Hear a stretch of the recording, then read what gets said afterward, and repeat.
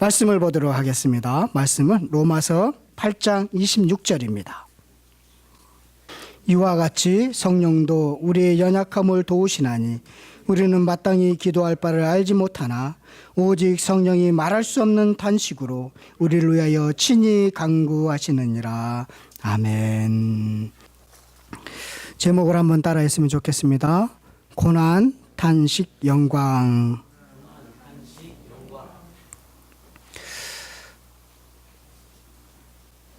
여러분들 혹시 말이 통하는 사람과 함께 있으면 그 시간이 참 어떻게 흘렀는지 잘 모릅니다. 말이 통하는 사람과 함께 있다는 게 참 중요한데요. 그래서 옛날에 어떤 후배하고 제가 몇 시간 동안 그 말이 통하는 그 후배를 만나서 함께 이야기를 했던 그런 일들이 생각이 납니다. 제가 이번 주에 고민했던 한 단어가 있습니다. 나는 지금 예수님하고 말이 통하는가? 나는 예수님하고 어떤 대화를 하고 있고 예수님이 보시기에 내가 정말 말을 통하는 사람인가? 여러 면에서 참 말이 통하지 않고 답답하시겠다라는 생각을 가졌습니다. 여러분들은 어떻습니까? 여러분들이 예수님이 보시기에 말이 통하는 사람입니까? 말이 통하려면 바라보는 곳이 비슷해야 되고 생각하는 것이 비슷할 때 좀 말이 통한다라고 이야기합니다. 저와 여러분들이 예수님하고 좀 말이 통하는 사람들이 됐으면 참 좋겠습니다. 우리가 하나님을 알고 하나님을 사랑하고 하나님을 순종하는 이런 신앙생활을 좀 하고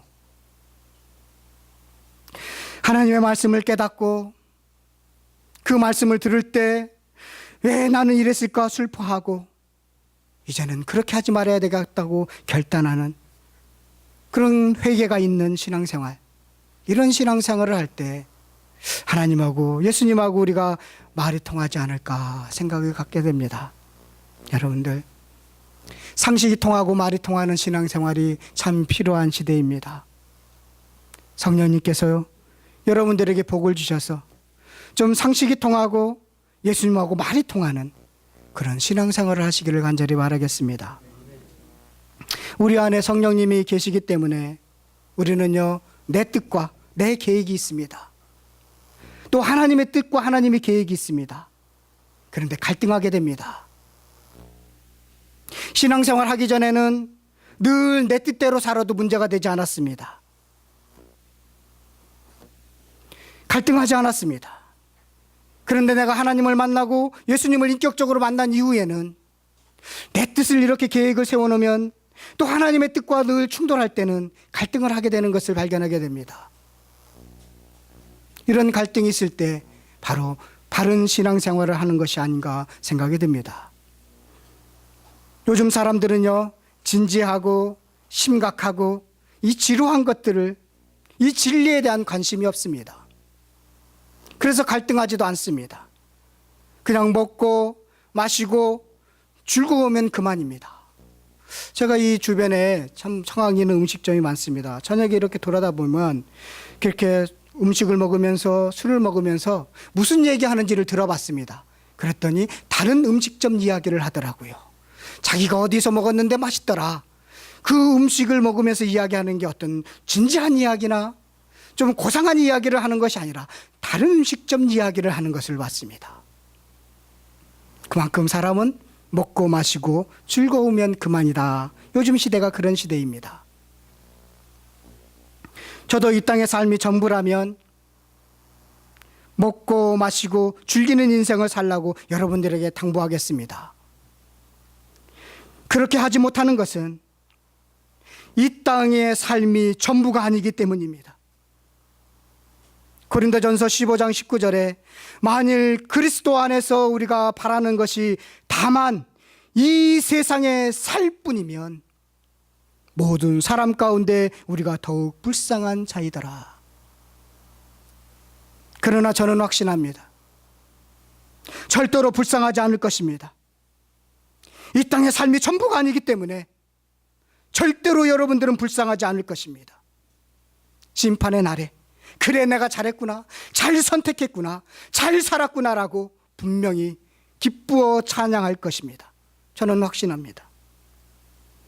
오늘 본문 8장, 로마서 8장 17절 18절을 보면 이렇게 말씀하고 있습니다. 자녀이면 또한 상속자, 곧 하나님의 상속자요 그리스도와 함께한 상속자니 우리가 그와 함께 영광을 받기 위하여 고난도 함께 받아야 할 것이니라. 또 18절에 보면 생각하건대 현재의 고난은 장차 우리에게 나타날 영광과 비교할 수 없도다.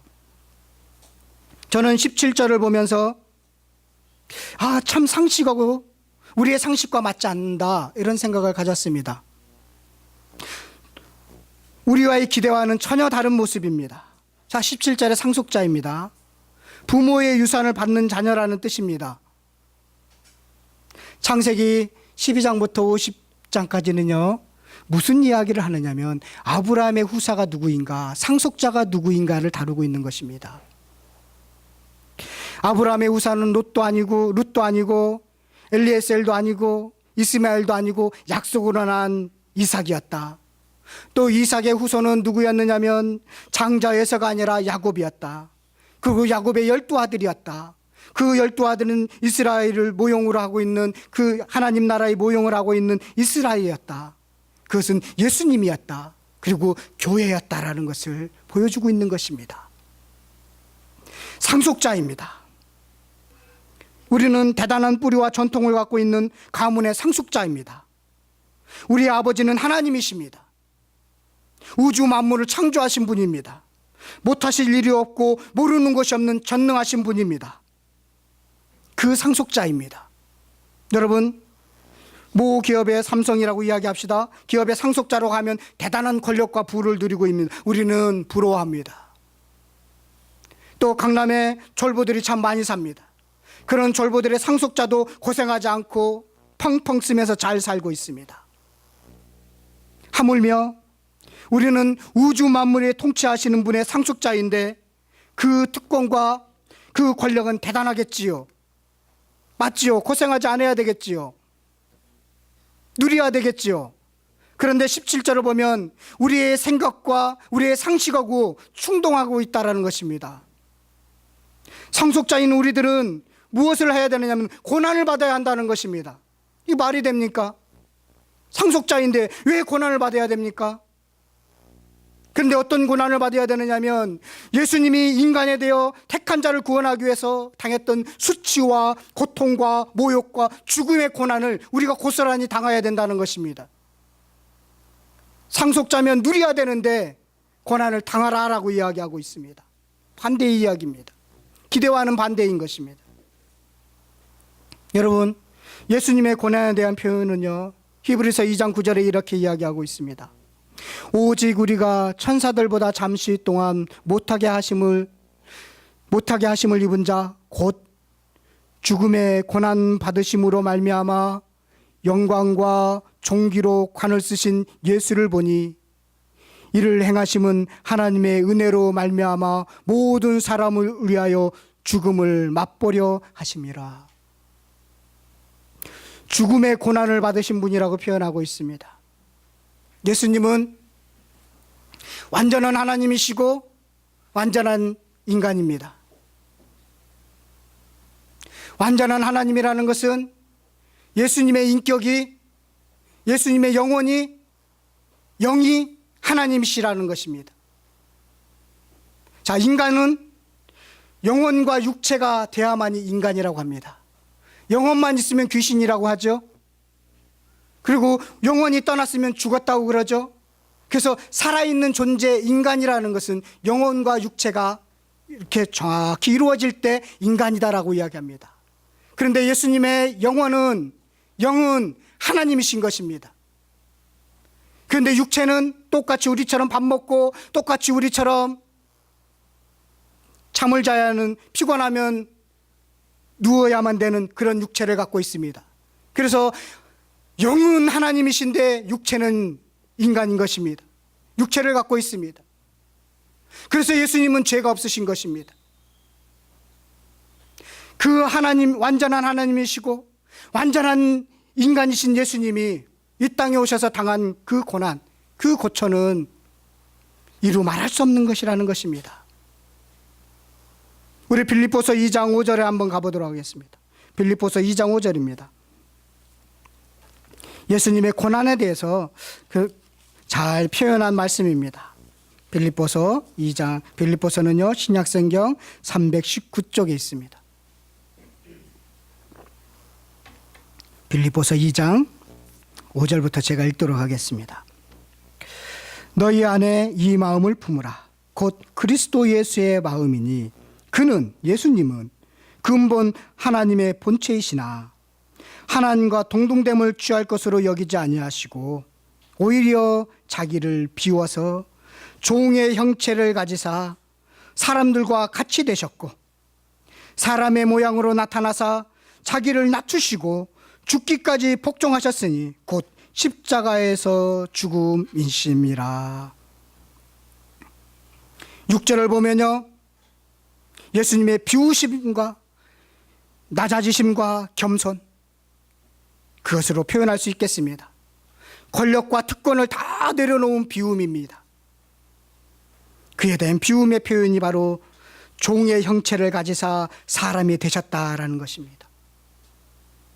그리고 나서 복종하셨습니다. 하나님의 뜻에 대해서 복종하셨습니다. 십자가의 죽으심이 바로 복종의 최고의 절정인 것입니다. 여러분, 예수님이 겟세마네 동산에서 기도한 것은요 복종하기 위해서 기도했던 것입니다. 그래서 예수님의 고난은 바로 비움과 복종이었습니다. 낮아지심이었습니다.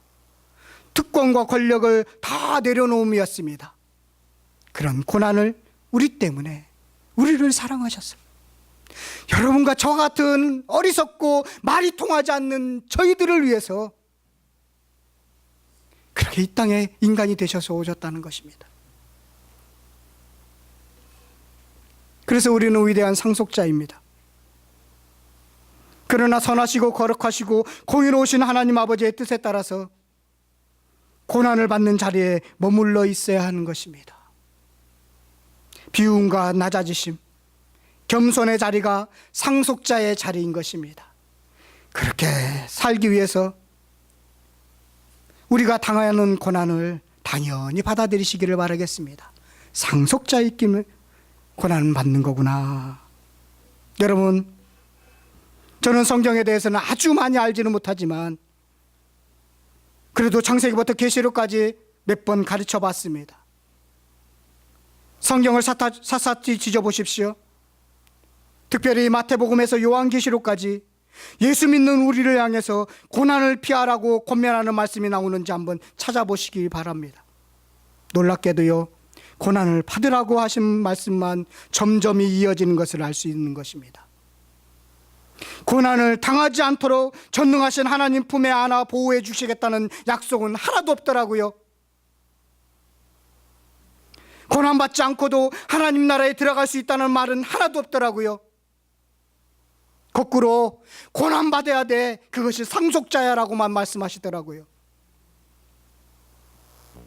우리는 상속자입니다. 그렇기 때문에 고난을 당연한 것으로 받아들이시기를 바라겠습니다. 오늘 본문 18절을 한번 더 보도록 하겠습니다. 로마서 8장 18절입니다.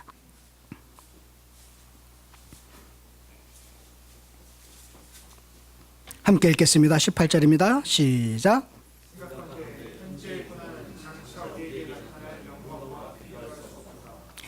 우리의 상태는요 현재 뭐라고요? 고난입니다. 지금 우리의 상태는 고난입니다. 여기서 현재는 개인적으로 태어나서 죽을 때까지를 말하는 것입니다. 그동안 받을 수 있는 고난이 현재의 고난인 것입니다. 그러므로 우리가 하나님을 아버지로 모시고 신앙생활을 잘하려면 일생 동안 고난당할 각오를 하고 살지 않으면 안 된다는 것입니다. 그래서 예수를 많이 안 믿는가 봅니다. 즐거웠고 기쁘고 먹고 마시는 일이 그렇게 많은데 내가 왜 당신들을 위해서, 다른 사람들을 위해서 고난을 받아야 돼? 그래서 예수를 안 믿는가 봅니다. 우리의 위치는 현재의 고난인 것입니다. 아시안 게임을 보면서요 여러분, 이슬람의 그 여성분들이, 선수들이 머리에 히잡을 이렇게 쓰고 출전을 하는 것을 봅니다. 그런데요, 카타르에서 이렇게 나온 선수가요, 히잡을 벗고 출전하는 그 주최 측의 통보를 받았는데 그것을 반발해서요, 경기를 포기했습니다. 그런 기사를 보면서요, 그들은 좀 잘못된 신앙을 갖고 있지만, 야, 고난당할 각오는 우리보다 훨씬 낫구나. 우리보다 훨씬 낫구나. 그런 생각을 가졌습니다. 도전을 받았습니다. 거꾸로. 우리들도 학교에서 우리 중고등부 학생들에게 묻겠습니다. 식사할 때 기도합니까? 남들처럼 아파트 투기하지 못해서 힘들게 살고 있습니까? 하나님의 뜻을 따르려고 조금 양보하고 배려하고 있습니까? 손해볼 것 뻔히 알면서도 양보하고 있습니까? 이런저런 다양한 환경 속에서 처하는 이런 고난, 그것을 당연한 것으로 받아들여야 되는 것이 상속자의 모습이라는 것입니다. 이런 현재의 고난을 이기는 방법이 있습니다. 비교입니다. 어떤 비교인가요? 장차 나타날 영광과 비교하는 것입니다. 최근에요, 우리 고등부 2학년 다니고 있는 현복이라는 훌륭한 학생이 태권도 4단을 땄습니다. 얼마나 고생했는지 모릅니다. 자격증을 따거나 각종 시험에 합격하거나 인천 아시안게임에 출전한 선수들이 금메달, 은메달, 동메달을 따거나 그들이 이룬 목표를 달성했을 때 그들은요, 눈물을 흘립니다. 그들이 받은 영광이 그동안 고난과 비교할 수 없기 때문에 눈물을 흘리는 것입니다. 그게 다 생각이 나서 눈물을 흘리는 것입니다. 하물며 하나님의 준비해 놓은 그 영광과 우리가 어떻게 비교할 수 있겠습니까? 이 말씀은 제가 가끔 힘들고 어려울 때 만나며 외웠던 말씀이기도 합니다. 18절은. 그때마다 힘이 되고 큰 위로가 되었습니다. 전도를 하면서, 목회를 하면서 지금도 가끔 생각하는 말씀이기도 합니다. 그래, 형제의 고난은 장차 받을 영광과 비교할 수 없어. 장차 받을 영광과 비교할 수 없어. 그러면서 그 상속자의 길을 걸어가는 것입니다. 비교하십시오. 장차 영광과 비교할 수 없는 것입니다. 성도 여러분, 우리에게 나타날 장차 나타날 이 영광, 변화되어서 영원히 살아가는 삶을 소망하면서 고난을 넉넉히 이기시는 여러분들 되시기를 간절히 축원드리겠습니다. 우리만 이렇게 장차 나타날 영광만을 소망하느냐? 아니라는 것입니다. 오늘 8장에 쭉 보면요, 피조물도 영광을 소망합니다. 8장 19절부터 22절 말씀을 보면요, 제가 읽도록 하겠습니다. 피조물이 고대하는 바는 하나님의 아들들이 나타나는 것이니, 하나님의 아들이라는 것은 하나님의 자녀들이라는 것입니다. 피조물은 우주 만물을 이야기하고 있습니다. 자연, 해, 달, 동식물, 이 모든 것을 포함하고 있습니다. 자연 만물을 포함하고 있습니다. 그런 것들이, 피조물들이요, 고대하는, 소망하는 것이 있습니다. 기대하는 것이 있습니다. 그것은 하나님의 자녀들이 나타나는 것입니다. 피조물이 허무한데 굴복하는 것은, 이 허무한데라는 것은 썩어지는 것에, 그렇게 굴복하는 것은 자기의 뜻이 아니었습니다. 오직 굴복하게 하시는 이로 말미암이었던 것입니다. 그래서 그 바라는 것은 피조물도 썩어짐의 종로를 타는 데서 해방되어 하나님의 자녀들의 영광의 자유에 이루는 것이니라. 피조물이 다 이제까지 함께 탄식하며 함께 고통을 겪고 있는 것을 우리가 아느니라.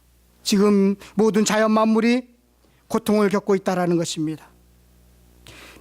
허무한데 굴복하는 것은, 이 허무한데 굴복한다는 것은 목적에 벗어나게 쓸모없게 되었다. 지금 제가 이 종이 있습니다. 종을 집어 던져서 깨졌다고 합시다. 그러면 이 종이 깨졌는데, 이 만약에 끄트머리 십자가 하나 가지고 있다면 이 종의 구실을 하지 못하겠죠. 그렇게 쓸모없게 되었다라는 뜻입니다. 허무하게 되었다는 것은. 또 21절에 보면 부패하게 되었다는 것입니다. 여러분, 부패하게 되어서, 부패한다는 것은 죽었다라는 것입니다. 죽는다는 것입니다. 별도 죽고 나뭇잎도 죽고 세상의 모든 것은 부패합니다. 왜냐하면 과거에 이런 일이 일어났는데 굴복시키시게 하는 분이 있기 때문에 부패하게 되었다는 것입니다. 그게 누구냐면 우리는 창세기에서 찾아볼 수 있습니다. 왜 그러냐면 원인이 있습니다. 창세기 3장 17절에 보면 이렇게 말씀하고 있습니다.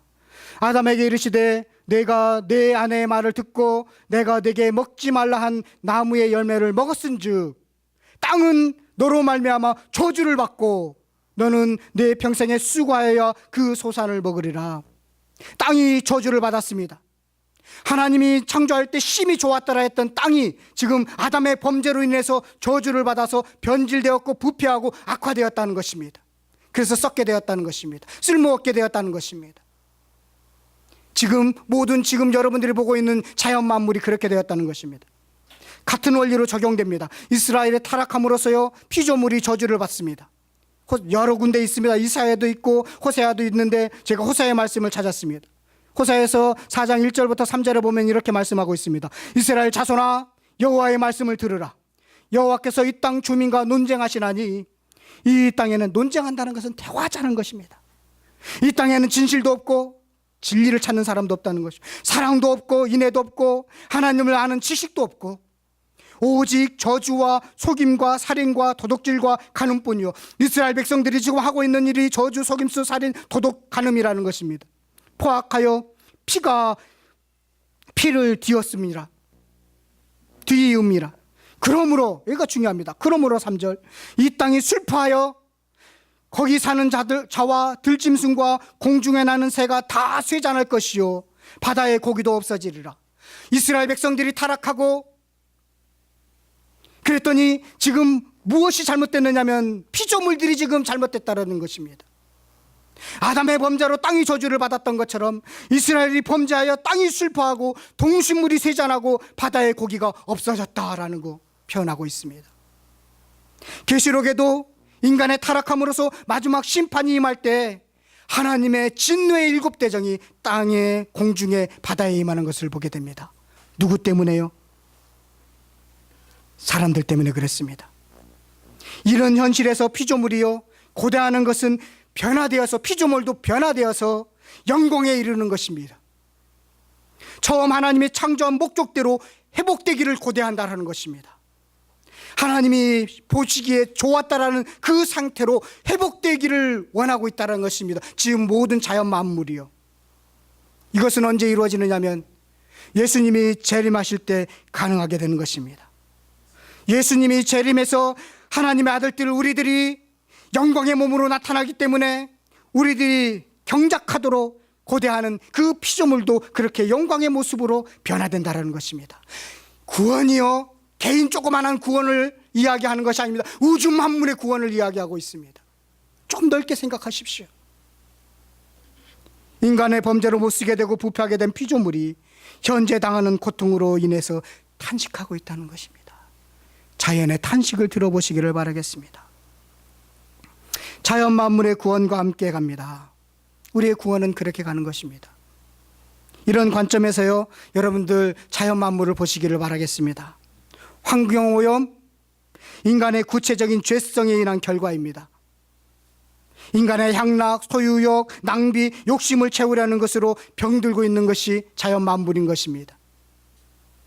자연보호도 우리들이요 청지기적 직분을 회복하는 쪽으로 나아가야 되는 것입니다. 그렇게 자연을 보셔야 되는 것입니다. 피조물의 탄식 소리를 귀 기울일 수 있는 그런 열린 귀를 가지시는 여러분들 되시기를 간절히 바라겠습니다. 이 정도의 구원입니다. 하나님이 말씀하고 있는 구원은 이 정도의 구원인 것입니다. 그러면 피조물만 탄식하는 것이 아니라 23절에서부터 25절을 보면 우리 신자들도 탄식을 합니다. 자, 23절부터 25절 제가 읽겠습니다. 그뿐 아니라 또한 우리 곧 성령의 처음 익은 열매를 받은 우리까지도 이 신자를 말하고 있습니다. 속으로 탄식하여 양자될 것 곧 우리의 몸의 속량을 기다리나니 우리의 몸의 속량을 기다린다는 것입니다. 우리가 소망으로 구원을 얻었음에 보이는 소망이 아니니 보는 것을 누가 바라리요. 만일 우리가 보지 못하는 것을 바라면 참음으로 기다릴지니라. 몸의 속량을 바라면서 탄식한다는 것입니다. 그럼 몸의 속량이라는 것은 무엇입니까? 뭐냐면 우리의 영혼은요 예수님을 구주로 인정함으로써 우리의 영혼은 구원받았습니다. 그런데 몸의 속량은 아직까지 되지 못했습니다. 우리의 몸은 연약합니다. 배가 고프면 먹어야 하고, 졸리면 자야 하고, 피곤하면 쉬어야 합니다. 우리의 몸은 연약합니다. 아직 몸이 영광의 몸이 되지 못했습니다. 그래서 우리의 몸은 제한적입니다. 오염으로 가득합니다. 그래서 우리가 바라는 것은 뭐냐면 주님이 오심으로써 우리의 몸에 영광의 몸으로 변화되는 그 속량을 기다린다는 것입니다. 그 기다리면서 지금 탄식하는 것입니다. 그것을 기다리면서 탄식하는 것입니다. 우리의 예수님이 재림할 때 영화로운 몸을 갖게 될 것을 고대하면서 25절의 말씀처럼 참음으로써 기다린다, 탄식하면서 기다린다라는 것입니다. 그렇다면 피조물과 우리들만 탄식하느냐? 아니라는 것이죠. 우리 26절과 27절을 한번 다 같이 읽어보도록 하겠습니다. 26절, 27절입니다. 시작.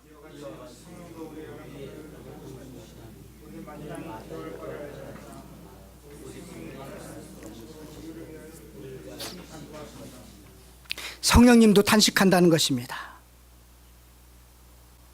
27절 안 읽으셨어요? 함께 읽겠습니다. 시작.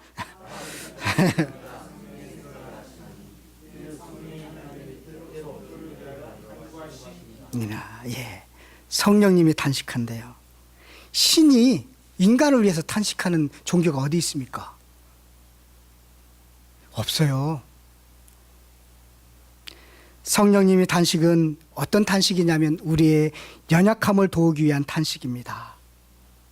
우리가 연약해서 어떤 때는 기도할 줄도 모릅니다. 여러분, 정말로 힘든 일이 만나면 기도하지 못합니다.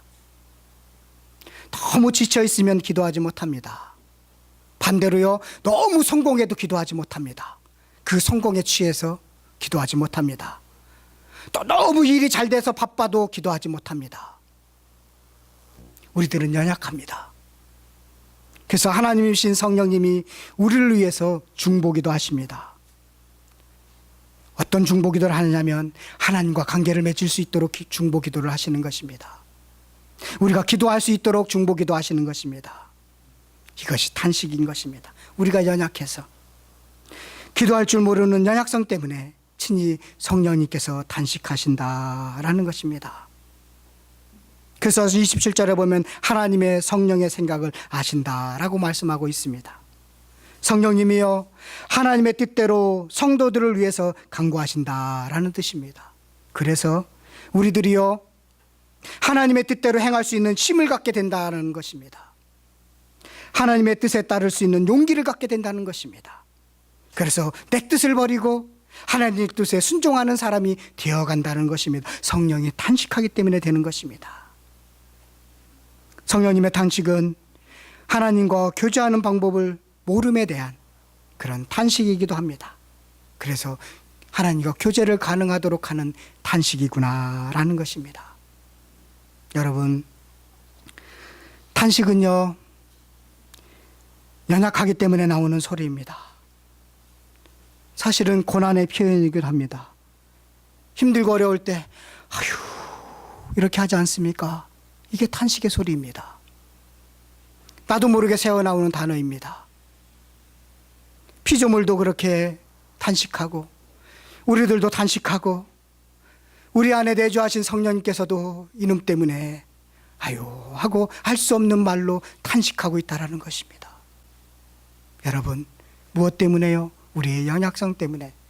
왜요? 고난을 참는데 너무나 쓰러지기 때문에, 그렇기 때문에 탄식한다는 것입니다. 주님이 주시는 그 탄식의 소리로 다시 여러분들이 일으셔서 영광과 비교할 수 없어. 그래, 하나님이 장차 준비해놓은 영광이 있는데 내가 비교할 수 없지 하면서 다시 일어서시는 저와 여러분들 되시기를 간절히 축원드리겠습니다.